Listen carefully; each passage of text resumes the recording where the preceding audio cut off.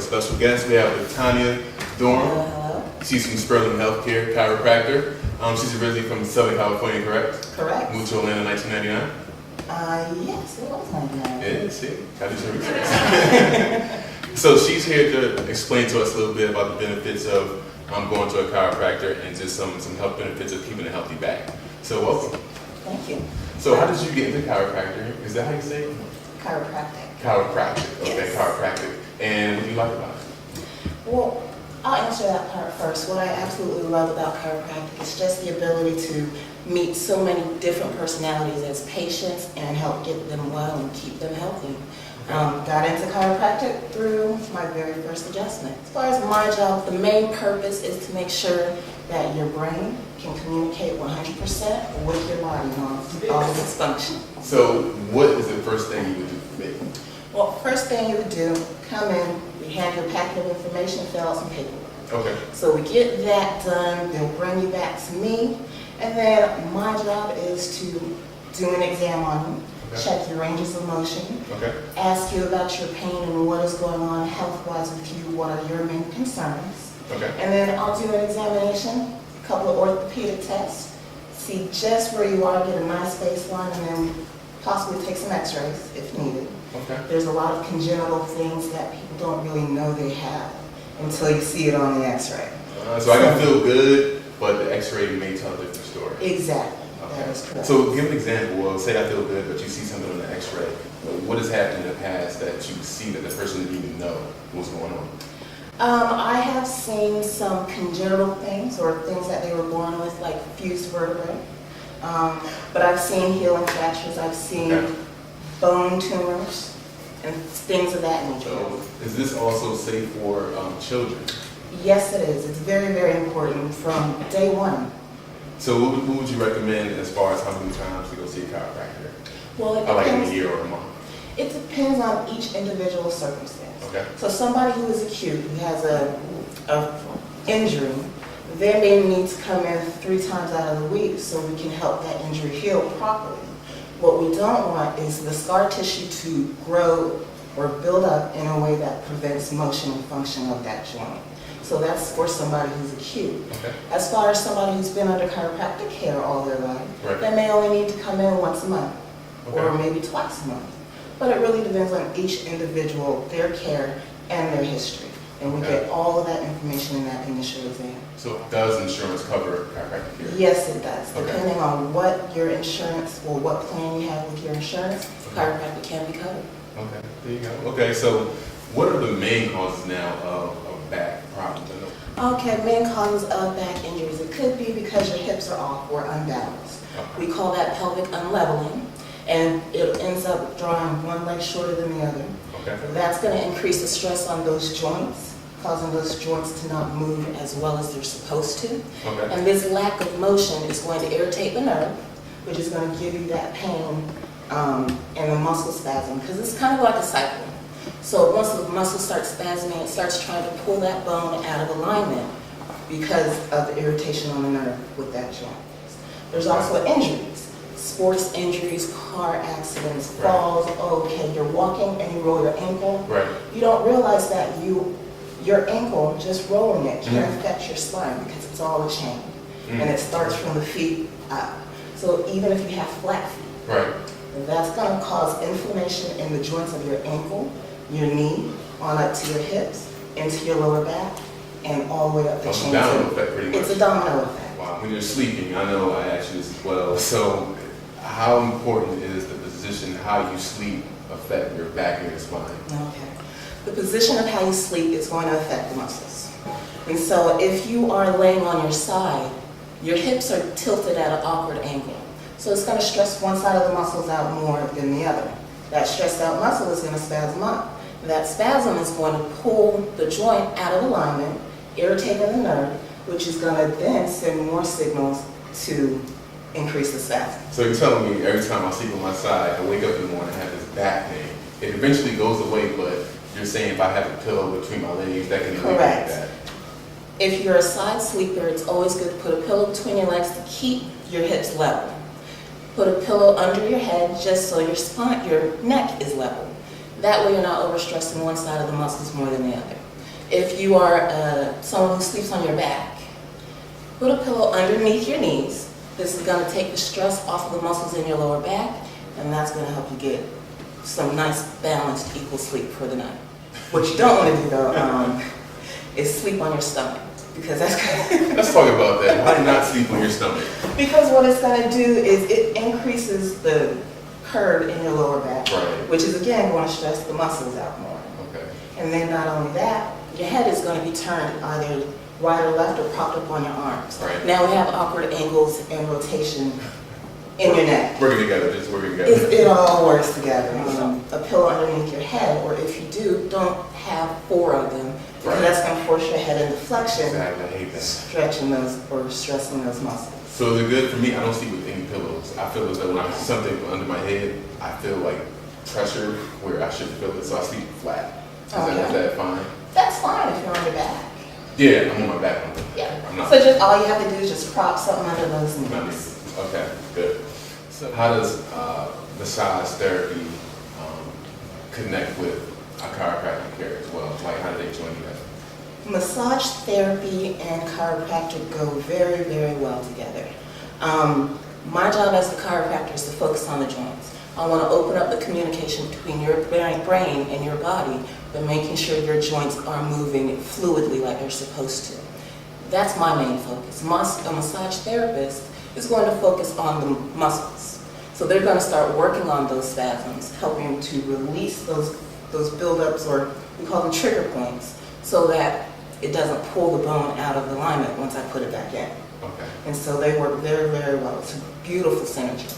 So I see you brought your friend here with us. I did. So would you mind if you could, we'll get a little closer, show us the parts of the spine and how do y'all interact? Sure. All right, so we have Boney James right here. Mm-hmm. And this is your spine.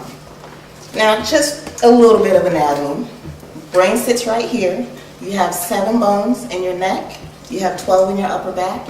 You have 5 in your lower back. This right here is the very base of your spine, and this is sacrum. Your hips come out right here on the side, on either side of the sacrum. So we call this the sacroiliac joint. Yay. Mm-hmm. Okay, on each level between these, or on each level of the spine, we have your discs. These are your vertebral discs. Out of each side comes the nerve, right in here. Now these are the lines of communication that the brain uses to regulate all functions in your body. Just to show you, a subluxation happens when these bones get pulled out of place and closes off the hole that nerve comes off. This is what we call a pinched nerve. This is that irritation that's going to cause extra spasm, extra pain, extra tenderness. My job as a chiropractor is to get that bone from where it's irritating the nerve back in line to open up that line of communication. How do I do this? I do this by using a method called the adjustment. All chiropractors use the adjustment. There's many different ways of adjusting. So I'm going to check your spine for the spring in the joint. And when it doesn't spring, I know that joint is rotated out of place and is pinching the nerve that comes out. So what I may do, I may come in with my hands and push on your back to get that bone back to where that joint can move fluidly. Now, some people are tender. We know some people complain more about pain than others. And then there's also those who are just, it's not good to push on their back because maybe they have advanced osteoporosis. So I have what is called an activator. This is a very low force way of adjusting. You hear a click, feel a little thump, and that just puts a little force into that joint to stretch those ligaments to get that motion back in there. I usually use this on the very old or the very young because it's really, really light and gentle. There's also another way, which is the use of a table that has what is called drops. This right here is a drop table, and so it'll come up. The reason for the drop table is to aid in the speed of the adjustment so you don't have to use as much force. So I would come in, let's say on your lower back, right at the hips at the sacroiliac joint, push down on your back, and the table will drop down. So there, like I said, there are many different ways of adjusting, and you use the one that is best for the patient. For this is all these nerves right here, they also connect to the feet, the lower extremities as well. Yes, sir. Okay. The nerves in your lower back, they all come out, join together, and form your sciatic nerve. So that's the one that goes all the way down to your feet to wiggle your toes. Now, everybody has heard of sciatica. So the main cause of sciatica is either a disc herniation or a muscle spasm in your lower back. And that muscle is going to clamp down on your sciatic nerve, and that's where you can get that tingling or numbness or those weird sensations that go down your leg. Now the herniation, I could try to help give some relief, but that herniation is going to be there. A herniation is when the inside of your disc pops out and starts pinching on the nerve right here. I wish I could take this little hip off. But as you can see, the little hole where the nerve comes out is narrower because of that bulge. And that bulge is irritating this nerve, and that's going to send sciatic pain down and discomfort in the lower back. Awesome. Any questions from anybody? I got one. Yes, Sure. sir. My legs constantly fall asleep, by themselves, and just listening to what you're saying. Could that be a case of, I guess, something going on with my back to the point where I can just be sitting down chilling and all of a sudden my legs just fall asleep, or I can be standing, Okay. I I cannot say definitively because I haven't done an exam. I haven't taken any x-rays, so I do want to say that. There's a couple of different possible choices or possible reasons. It could be muscle spasms, clamping down on the nerves that come out of your lower back. It could be something bone related. I would have to bring you into the office. But it could also be muscular weakness. I would have to do an exam in order to pinpoint exactly what's wrong, but it is something that could be addressed. Is it natural for the back to have an arch?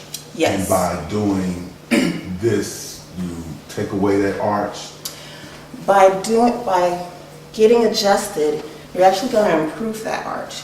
See, your neck is supposed to have a nice C-shaped curve.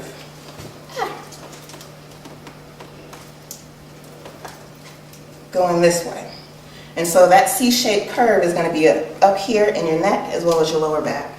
Your upper back is going to curve the opposite way. The importance of these curves is so that with every step that you take, your spine acts as a spring. This spring allows all the forces that you encounter to be evenly distributed, so one joint isn't more stressed than the other, because it's that stress from the not springing correctly that's going to irritate the nerve and cause the spasm.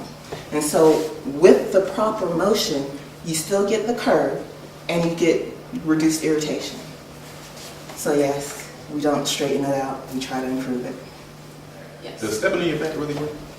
I see that a lot.